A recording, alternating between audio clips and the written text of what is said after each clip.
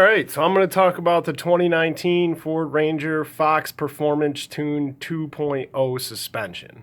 Now, there's an installation video by Stage 3 Motorsports, which is really good. And I followed it, and everything went great, and they got installed well, but there's one part of it they don't really stress. Now, they kind of don't even show it, but when you're taking the upper control arm off of the ball joint, there's a stabilizer bar that basically goes from the sway bar up to that ball joint.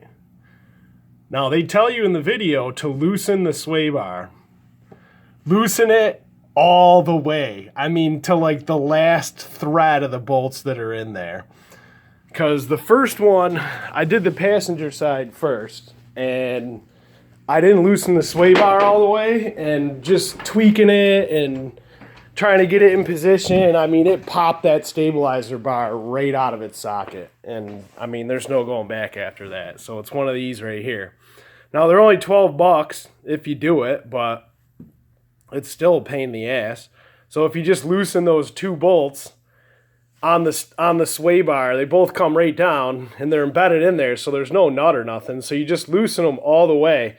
And then that sway bar getting that inch of play, it doesn't seem like much, but it's enough to not pop one of these out of the sockets when you're tweaking it around. It'll save you bullshit. Other than that, that video is really good. You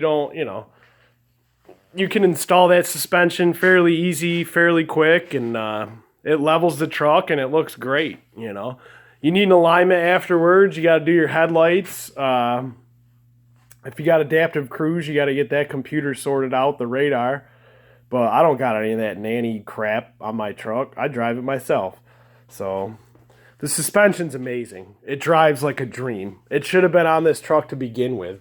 There's no pitch. There's no roll. When you stop, the truck doesn't dive. It's a completely new vehicle. I went from a WRX to this truck, and now I'm where I thought I should have been. Like, the ride is... I mean, it's not a WRX that low with inverted wishbones, but it's a nice, stiff, sophisticated, but responsive suspension. It's not bouncy. It's great. It was worth every penny. 14 hundo plus $60 for an alignment. We'll do it. Let's take it. So, awesome shit. That's the Fox 2.0. I highly recommend it.